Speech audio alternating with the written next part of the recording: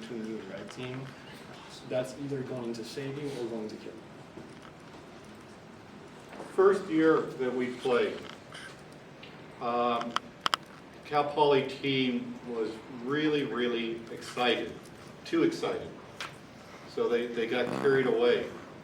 So they did some things that killed them the first day. One is they wiped their systems. They thought that way the red team would not get in, but part of our competition is running a business. You can't run a business without data. The other thing is they killed their router. They blew the router. Oh, wow. I think the biggest difference between the college competition and Cyber Patriot competition that we experienced last year was that the red team at the high school level does not do overt, aggressive attacks. As a matter of fact, both teams from LAUSD that were there last year said we were not able to identify that we were even being attacked. What they were doing, what the red team was doing at the high school level was simply closing off ports and services and whatever they could do to just block them. It was not an aggressive style, I'm going to mess with your machine, or I'm going to change your stuff, or I'm going to drop something in on you. It was just that they would block their ability to access the various servers. So that is a little different than what you guys experience, where they're actually, you know, getting inside your machines and dropping little packages and little goodies for you to deal with. These kids won't have quite that level to deal with at this high school championship. On that, we also have another incentive to keep our system safe. Sometimes we have a wall of sheep. So the red team will have their little fun and post their exploits up on a gigantic projector like this. We're on Twitter. Yeah, or on Twitter, that's always because that stays on the internet forever. I like your wall of sheep. Yeah, red team is pretty funny. They usually have a projector at the competition, and they'll do things like, you know, if they've hacked into someone's like laptop workstation and put the live camera feed on the computer up on the projector. That's pretty funny. So you can see the operator? Yeah, it's a little webcam on the laptop, so they Yeah. just streamed it right up there. They've also, we usually have a printer of some kind, and the red team has, I know on one team they've at least printed out like instructions on how to secure your printer on their printer for them. That was pretty funny. Yeah, they're funny guys, but yeah, they're pretty mean too. If they do get in, they can be aggressive. They have scripts that they run automatically that'll look and delete any backups you make, or like mean stuff. So like that. who's been to nationals? So my understanding of nationals is the first day the red team is silent. Yeah, so that's like one of the big differences between the red teams and nationals and our regional red team is that they're a lot quieter. So how do you know that first day if the red team is getting in? Man, we knew that then. I guess we would have gotten higher placing. Well, like you said, logs, because you can't rely on looking at NetStat or looking at you know, your current running connections and expect to like, you know if someone's gotten in. I mean, if they get in, you know, they're silent about it or they do it real fast. So you gotta, you know, have logs so you can see what's been going on. Other than that, like, I don't know. What do you guys think? That's the ideal world, but we ran into it hard. We did get hit pretty hard last year. It's not always perfect.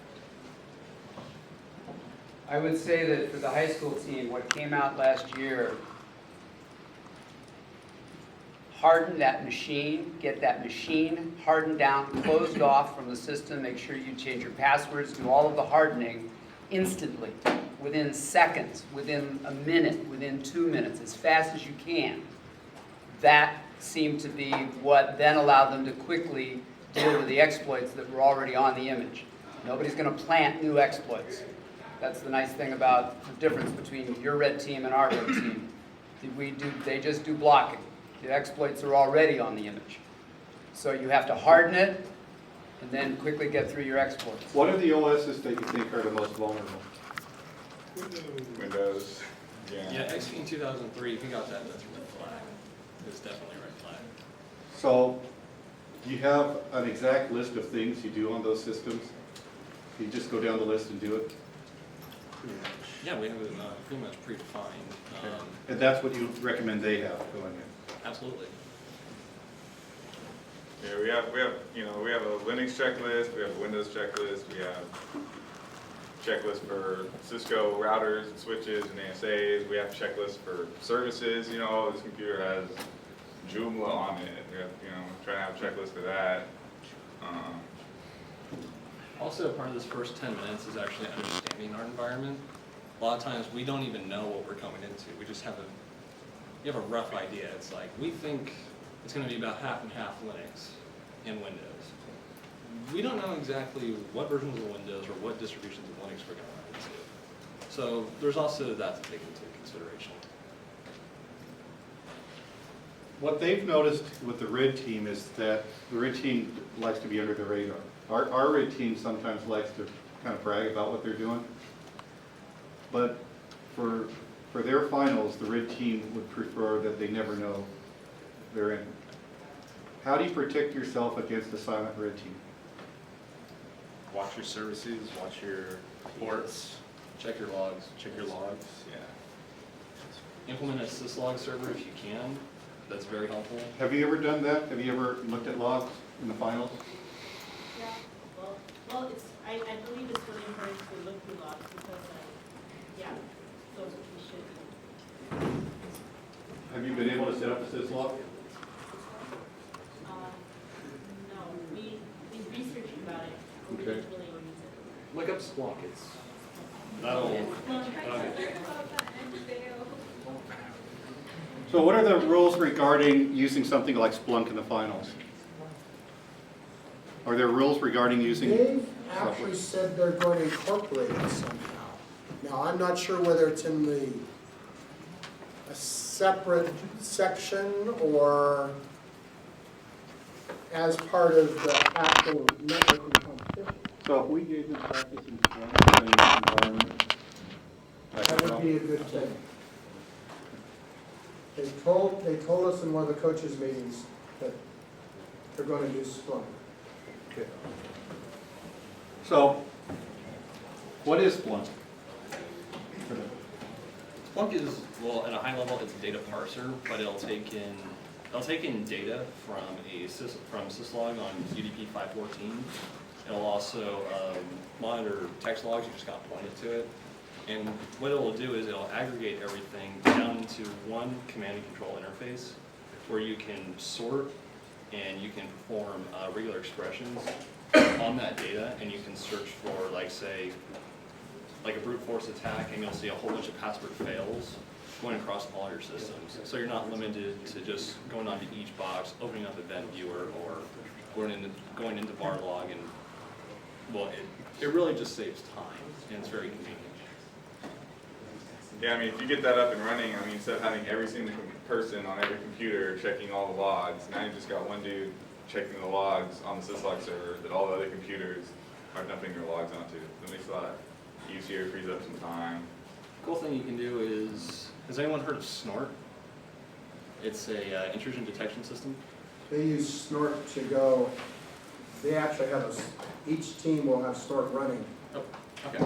with the display. That's what manages the network diagram that shows what part of your network is under attack. It's available to every team. Do they have access to that? Like, that's in play, they can modify it and, That's them. Have you been able to tweak Snort in the finals?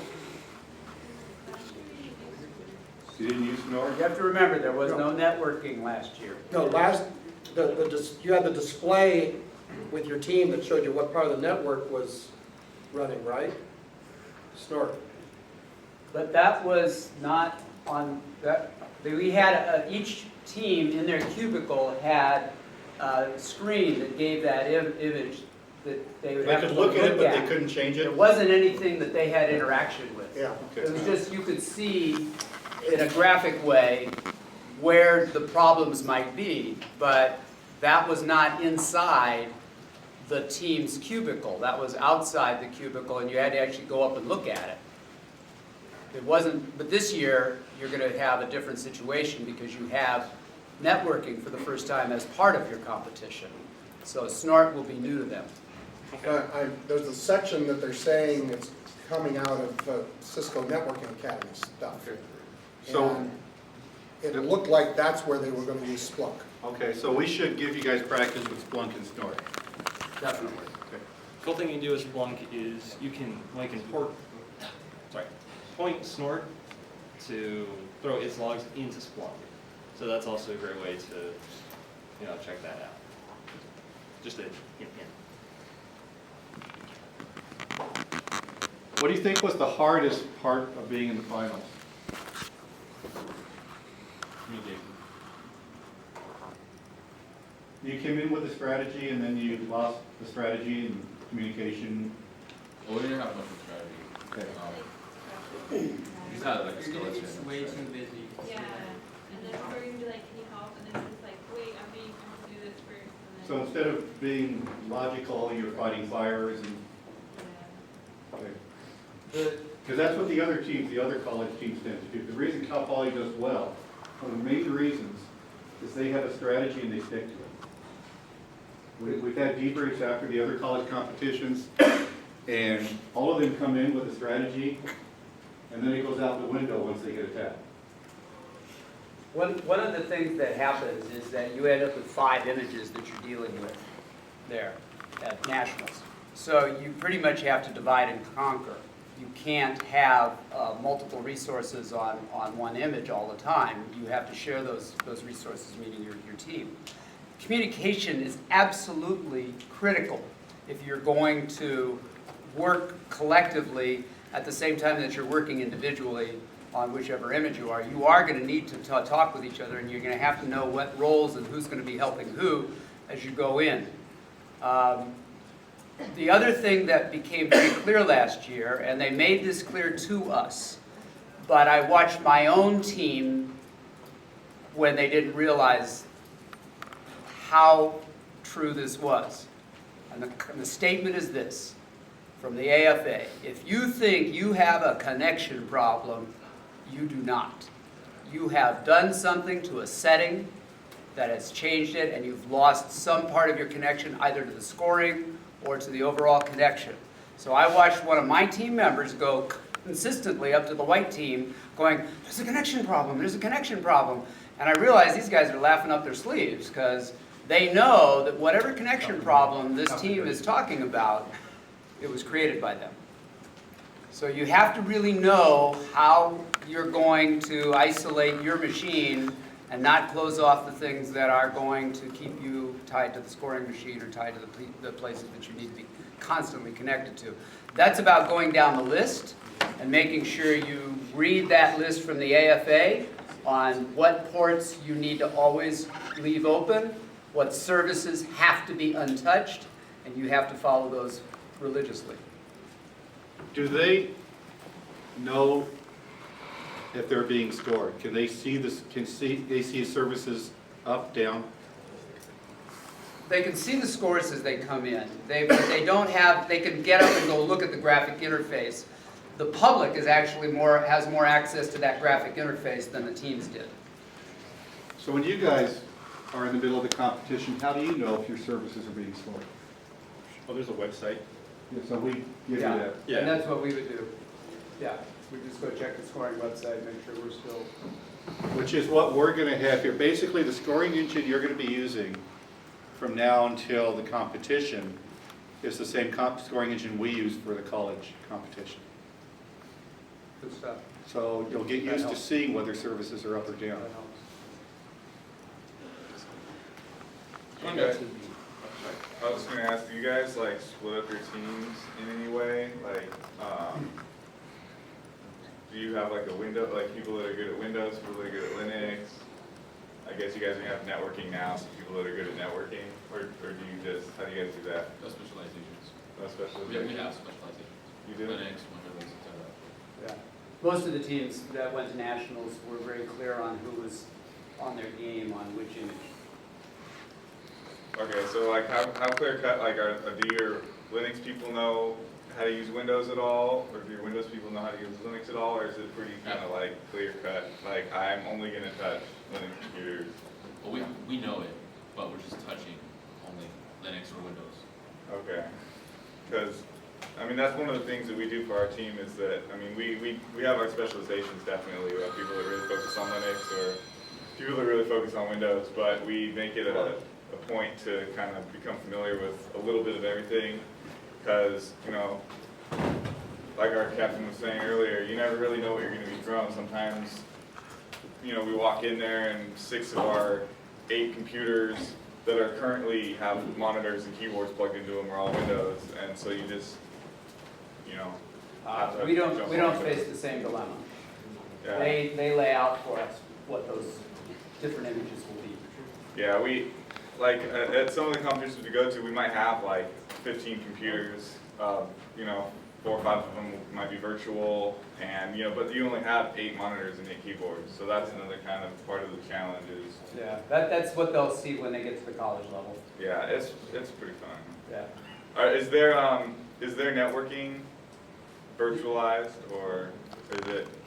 Everything is virtualized. Okay. This is the first year that they've had networking, so we really have very, very little understanding other than what Mr. Geringer is talking about through the coaches meeting, because we haven't experienced it. Last year, they were adamant, you know, don't even think about switches, don't think about networking. Now all of a sudden, they've thrown it in, so it's going to be a new element for everybody here. So I don't know, maybe with a raise of hands, how many of you guys know how to use Cisco or networking equipment of any kind? Anyone play with DDWRT at all? No one. I doubt it. You guys might want to learn that then. Yeah. Yeah. I think networking, for the teams that are going to Washington, networking is going to be, see, last year we knew Linux was going to be the weak spot, and that we needed to have people who really understood Linux. Now that we understand that, they've thrown networking in at the last minute, or in the last round. So networking is going to be the real weak spot for most of the teams. It's going to be, the guys are kind of going back and forth with your red team, in a way that they're not.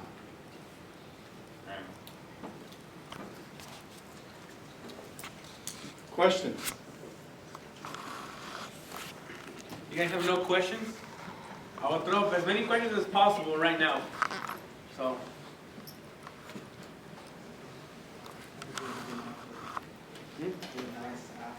Oh, you want to ask? Okay, so they want to ask after. Does the red team do any type of debrief with you after the competition? They don't? No, not at all. Not at all. We learned nothing from who was running it. Why not? Again, I think it's because of the level at which they're doing these kinds of exploits. And also, there's a huge philosophical difference between the people running the high school competition and the college competition.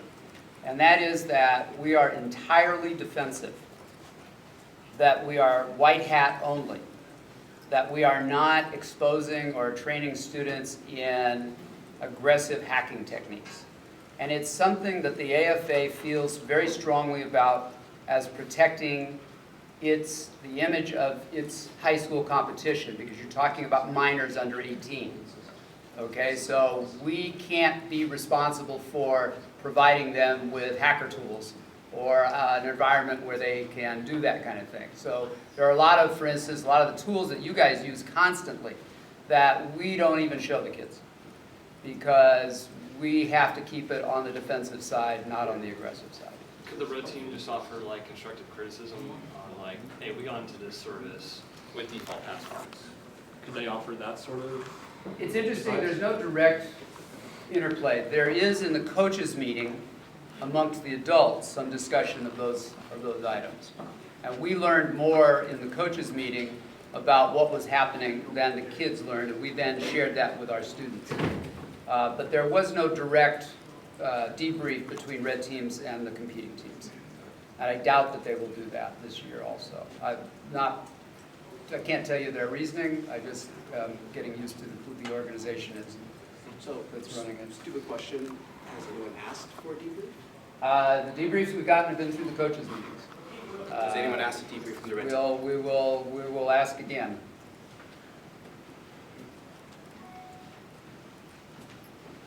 So we do somewhat of a debrief, right, with the red team? Yeah. So those of you that have played the last few years, what have you learned from the red team during the debrief? What have they taught you? Well, They're in charge. yeah, well, the debriefs, they usually go through and explain how they, how they got into the machines, a little bit behind their strategy, how they coordinated. The debriefs between our regional red team and the national red team are also pretty different. Like I said earlier, the national team was a lot quieter, a lot sneakier. So they explained, a lot of their reasoning behind that. Our regional red team they just kind of blast all their stuff at you, and they tend to be a little bit more noisy, but the national red team, they explained how, because we had some virtual machines that we worked with too, and one of the things on most people's checklists is to snapshot your virtual machine, save it state every once in a while. And so they would get in, be quiet about it, you save a snapshot of your virtual machine, and you wouldn't even realize, but you're saving a compromised virtual machine, one that's already have a backdoor installed on it or something. And so later, then they release the bombs, and they use their backdoor, and you're like, oh no, my machine's compromised, and so you go and revert to that previous state that already has it installed on there, so it doesn't really help you out much. And you think you're fixing something and you're not. But they usually go about some of the techniques they use to get in. A lot of the time it's through services. Instead of just open and close ports, it's about what's running on those ports, how they take advantage of that, exploit outdated software, stuff like that. So if they're being given XP, they're being given, what was the other one? 2003. 2003. What are the biggest holes? Update as soon as possible. Windows Update? Yeah. But Windows Update takes time. Yes. If you can, just download service packs right away. Because one of the easiest and quickest exploits is MS08. And it's on pretty much every Windows server up to 2000 R2. And it's the most stable, easiest exploit there is. And it's like usually the first one they do. So did you do Windows Update? We have time to, That's my question. right. We attempted, people attempted to update near the first hour, but at that point, How long did it take to get a Windows Update? well, we were trying to tell service pack, because we knew that service pack would do the lack of a service pack. Yeah. But as we were doing that, they attacked us at that point. So the version they gave you, Was not up to the latest version. was it Service Pack 1 or was it? Well, depending on the system, they didn't have the latest service pack on any of the systems, any of the OS. So what's the trade-off then? They usually don't give you anything patched or up to date at all. So you have to plan for getting the service packs as quickly as possible, or even just running Windows Update and hoping they avoid you for a while. Is there a way? Yeah. Oh, the question is, then what would you do in that time in which you're downloading the service pack, but yet they have the time to attack you? There's mitigating things you can do. There's firewall, there's changing your passwords. Everything that you would be doing anyway, you need to still be doing while Windows Update's running. There's only a very slim chance that you could break everything with those, and then you're getting two things done at the same time. I have another question. For XP and 2K3, a service pack list, XP and 2K3, they don't come with their Windows firewall. So what would you propose in replacement? Komodo firewall, yeah. Except it doesn't install without the service pack though. We tried Komodo, Zone Alarm, etc., etc. Third-party firewalls don't seem to install without the service pack. Well, one thing to think about is there's a phrase, security in layers. And so what you want to do is, you're trying to keep the red team out. You're trying to, close the ports and block them from getting in. But you also have to think, well, what if they do get in? How am I going to minimize the damage that's done? You know, so going the next step and saying, okay, well, you know, say someone gets in, you know, are you restricting access on the users on the system, or does every user have administrative access? Are you, you know, checking permissions on your files, doing things that would, you know, in the event that someone does get in, are you minimizing the damage that's done? Are you, so it's kind of, you know, because like you say, until you get that service pack up, you're vulnerable. So you have to assume, okay, someone might be able to get in, and kind of implement that as part of your strategy. You should also try to get rid of as many services as possible, find out what the machine's supposed to be doing, and then strip it of everything that shouldn't be running at all.